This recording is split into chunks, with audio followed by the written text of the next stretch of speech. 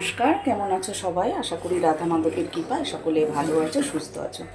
আজকেও আবার দেখো সকাল থেকেই ব্লগটা স্টার্ট করছি। আজকেও চলে এসেছি ঠাকুর ঘরে, মানে ঠাকুরের রান্নাঘরে।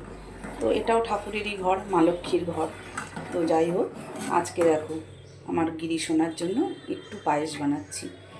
গোবিন্দভোগ চাল ছিল একটু, তো ভাবলাম আজকে তাহলে একটুখানি পরামান্য করে দিই, যেটা আমার গিরির খুব প্রিয়। তাই দেখো দুধ জাল হয়ে চালটাও দিয়ে দিয়েছি এর মধ্যে, আর ওদিকে গুছিয়ে নিচ্ছি ঠাকুর ঘর।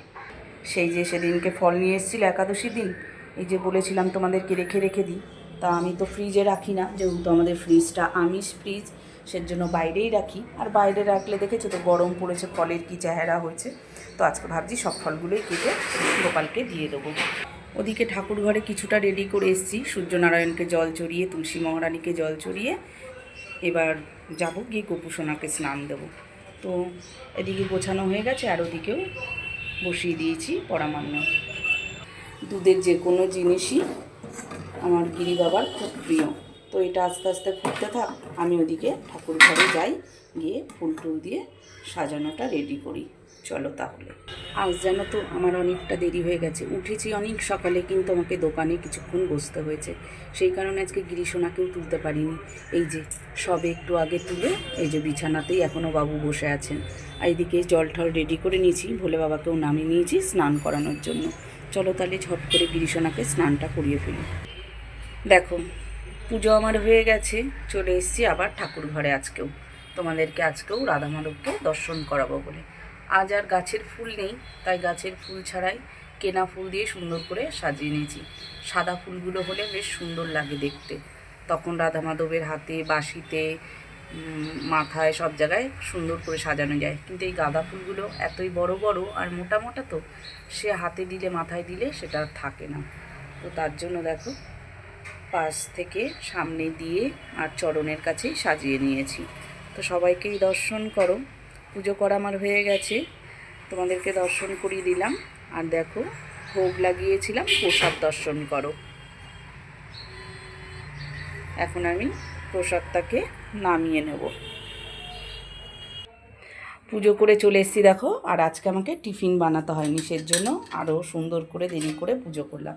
এদিকে দেখো আজকে টিফিন চলে এসেছে। আজকে টিফিনে রয়েছে কি বলো তো, এটা হচ্ছে গোবিন্দভোগ চাল দিয়ে ডিম দিয়ে পোলাও।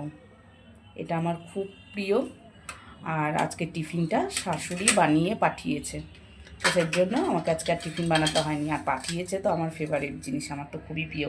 এদের খাওয়া হয়ে গেছে, বাবা আর মেয়ে খেয়ে নিয়েছে, এখন আমারটাই রয়েছে। আমার তো পুজো হয়ে গেছে, এইবার আমি টিফিন খাবো, তারপরে রান্না বান্না শুরু করব। চলে এসেছি দেখো আজকে দুপুরবেলার রান্নায়। আজ 3 দিন পর আজকে হচ্ছে আমিষ, তাই একটু মাছ করব। এনে নিয়েছি রুই মাছ। দেখো রুই মাছের মধ্যে নুন আর হলুদ দিয়ে রেখেছি, এটাকে এখন মাখিয়ে নেব। আর এখানে একটু সজনা ডাঁটা আর আলু কেটে রেখেছি, যেটা রুই মাছ দিয়ে ঝোল করব। আর এখানে দেখো বেশ কিছুটা পেঁয়াজ আর কাঁচা লঙ্কা কুচিয়ে রেখেছি। এটা একটা নতুন জিনিস বানাবো। নতুন বলতে এটা অনেকেই খেয়েছে বা জানে, এটা হচ্ছে মাছের তেল। তো অনেকটা মাছের তেল রয়েছে, বেশ ফ্রেশ। তা মাছের তেল দিয়ে তো অনেক কিছুই খাওয়া হচ্ছে, চচ্চড়ি টচ্চড়ি। তা আজকে ভাবলাম মাছের তেলটাকে পেঁয়াজ আর লঙ্কা দিয়ে ভাজবো। তো কড়াইতে তেলও বসিয়ে দিয়েছি, তেল গরম হয়ে গেছে। আর ওদিকে ভাত বসিয়ে দিয়েছি। তো এখন আগে আমি দেখো মাছগুলোকে ভেজে নেব। তেলটা গরম হয়ে গেছে, এবার আমি এক এক করে মাছগুলোকে ভেজে নেব।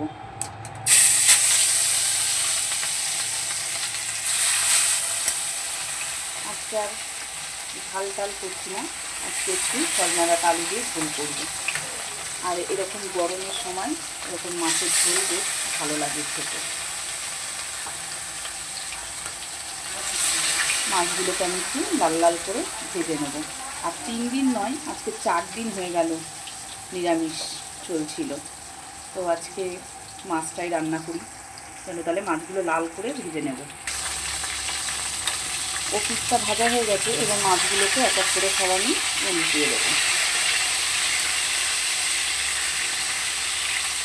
উল্টিয়ে আবারও এই পিসটা একটু লাল করে ভেজে নেব।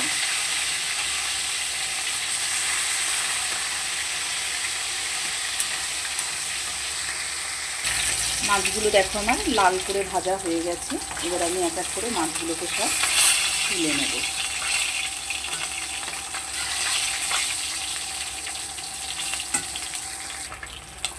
সুন্দর লাল লাল ভাজা হয়ে গেছে। এবার বাকি যে মাছটা আছে সেটাকেও আমি ভেজে নেব।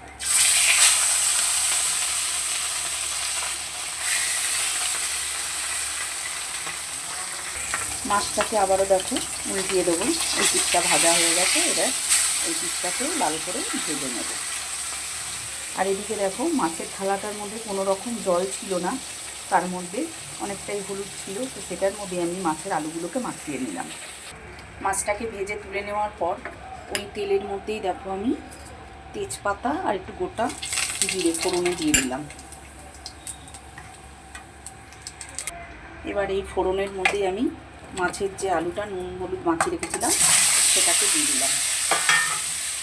এবার আমি আলুটাকে একটু লাল লাল করে ভেজে নেব। হলুদ দেওয়ার প্রয়োজন নেই, হলুদ আর নুন মাখানো আছে। আলুটাকে বেশ সুন্দর করে উল্টে পাল্টে দেখো ভেজে নিচ্ছি। তো প্রায় লাল লাল হয়ে এসছে, আরও একটু নেড়ে নেব। আলুগুলো লাল করে দেখো ভাজা হয়ে গেছে। এবার আমি ডাঁটাগুলোকে দিয়ে দেবো। আলুর সাথে ডাঁটাগুলোই একটুখানি নেড়ে চেড়ে নেবো। খুব বেশি ভাজবো না, সজনা ডাঁটা খুব বেশি ভাজলে সেটার টেস্টটা অন্যরকম হয়ে যায়, তো খুব বেশি ভাজবো না। আবারও একটু নেড়ে দেবো। এই উল্টে পাল্টে একটু নেড়ে চেড়ে দিলেই হবে। এবার আমি এতে পরিমাণ মতন লবণ দিয়ে দেবো।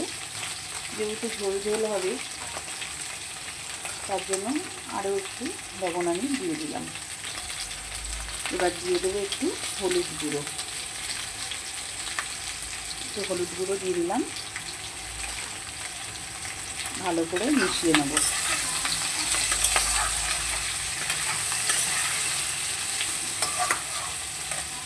আর এই একই সঙ্গে দিয়ে দেবো একটু মশলা বাটা। এটার মধ্যে রয়েছে আদা জিরে আর শুকনো লঙ্কা বাটা। শুকনো লঙ্কা বলতে ওই গুঁড়োটাকেই আমি মিক্সির মধ্যে দিয়ে দিয়েছিলাম, তো সেটাই বেটে নিয়েছি একসাথে। এবার এই মশলাটা দিয়ে একটু ভালো করে কষিয়ে নেব।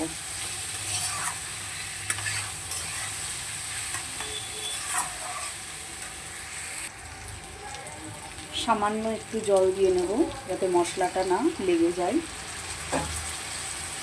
আর দেখো আমি একটুখানি সামান্য একটু হাফ চামচেরও কম একটু মিষ্টি দিয়ে দিলাম। এটা তোমাদের যদি মনে হয় দেবে তো দেবে, আর যদি না দাও তো না দেবে। সজনা ডাঁটাটা আছে বলে তাই আমি অল্প একটু দিলাম, তোমরা দিতেও পারো নাও পারো। এবারও ভালো করে একটু নেড়ে চেড়ে নেব।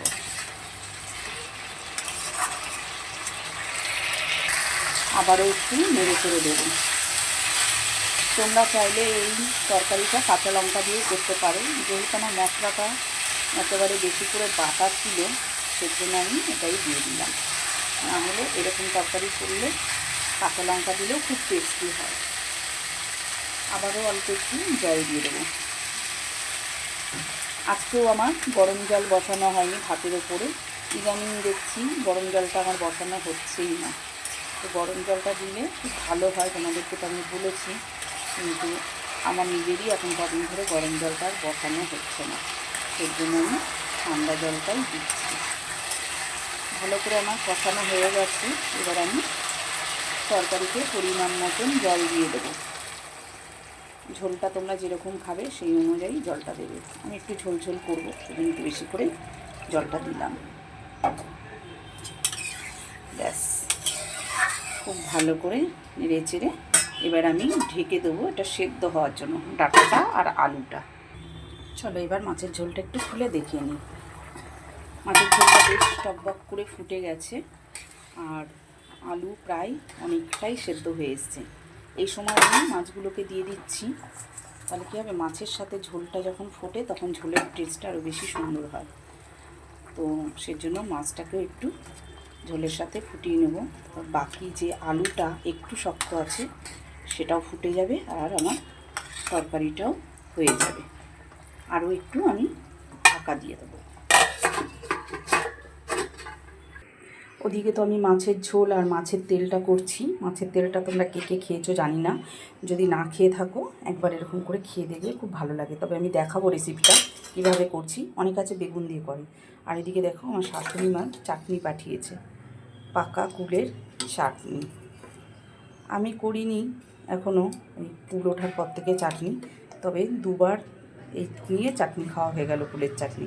সেটা দুবারই শাশুড়ি মা পাঠিয়েছে। তো চলো আজকে এই যে চাটনি পাঠিয়ে দিয়েছে, আর কিছু রান্না হবে না। মাছের ঝোলটা আবারও দেখে নিই।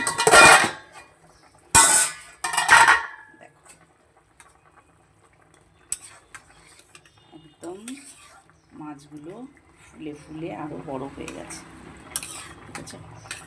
শুকনো লঙ্কা দেওয়াটার কারণে কালারটা এসছে, তবে খারাপ নয়, সুন্দর বটে কালারটা। মাছের ঝোলটা প্রায় হয়ে গেছে। আলুটা একটু দেখে নিই। আলুও সেদ্ধ হয়ে গেছে। চলো তাহলে এবার মাছের ঝোলটা নামিয়ে ফেলি। মাছের ঝোলটা দেখো নামিয়ে নিয়েছি। এখানে কড়াই বসিয়ে দিয়েছি, আর দেখো একদম সামান্য তেল দিয়েছি, যেহেতু এটা তেল প্রচুর তেল তেল হয়ে যাবে, সেজন্য এক ফোঁটা তেল দিয়েছি। এবার পেঁয়াজ আর এই কাঁচা লঙ্কাটাকে দিয়ে দেবো, দিয়ে ভালো করে নেড়ে নেব। পেঁয়াজটা এই অল্প তেলে দিয়েই মানে নাড়াচাড়া করে নেব। একটু ভাজা ভাজা হবে তখন তেলটা দিলাম, তার জন্য এত তেল বেরোবে সেজন্য অল্পই তেল দিলাম, তা না হলে পুরো তেল তেল হয়ে যাবে, ওর থেকেই তো প্রচুর তেল বেরোবে। এবার চলো লবণটা দিয়ে দিই, পেঁয়াজগুলো তাড়াতাড়ি মজে যাবে। আরও একটু লবণ দিয়ে দিলাম, দিয়ে ভালো করে নেড়ে নেব। আমি তো এইভাবেই করি, এখন আরও সবাই কীভাবে করে সেটা জানি না, আমি যেইভাবে খুব পারি বা জানি সেইভাবেই করছি। একটু লাল করে পেঁয়াজটা ভেজে নেব। গ্যাসটাকে একটু কমিয়ে দিয়েছি, আর দেখো বারে বারে আমাকে এরকমভাবে নাড়তে হবে, কেননা আমি একদম অল্প তেলে ভাজছি, তা নাহলে পেঁয়াজটা পোড়া লেগে যেতে পারে, সেজন্য বারে বারে একটু নাড়তে হবে। পেঁয়াজটাকে দেখো বারে বারে নেড়ে নেড়ে লাল লাল করে নিয়েছি।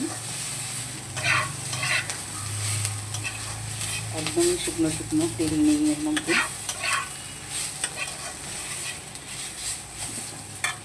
এবার আমি মাছের তেলটা দিয়ে দেবো।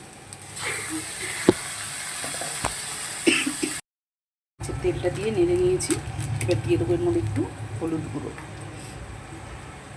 অল্প করেই দিলাম, আগে তো লবণ দিয়ে দিয়েছি, তো সামান্য একটু দিয়ে দিলাম। এবার এটাকে খুব ভালো করে নেড়ে চেড়ে ভাজা ভাজা করে নেব। এবার গ্যাসটাকে একটু বাড়িয়ে দিলাম, বাড়িয়ে দিয়ে এবার এটাকে সুন্দর করে ভেজে নেব। আর যত ভাজবো তত দেখবে একদম সাদা ধবধবে, কাজ দিয়ে আবার তেল বেরোবে।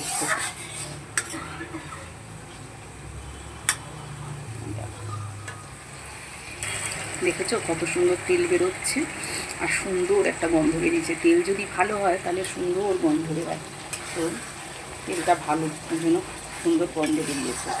তবে এটা ঠান্ডা হয়ে গেলে কিন্তু ভালো লাগবে না, এটা গরম ভাতের সাথে আর গরম গরমই খেতে হবে।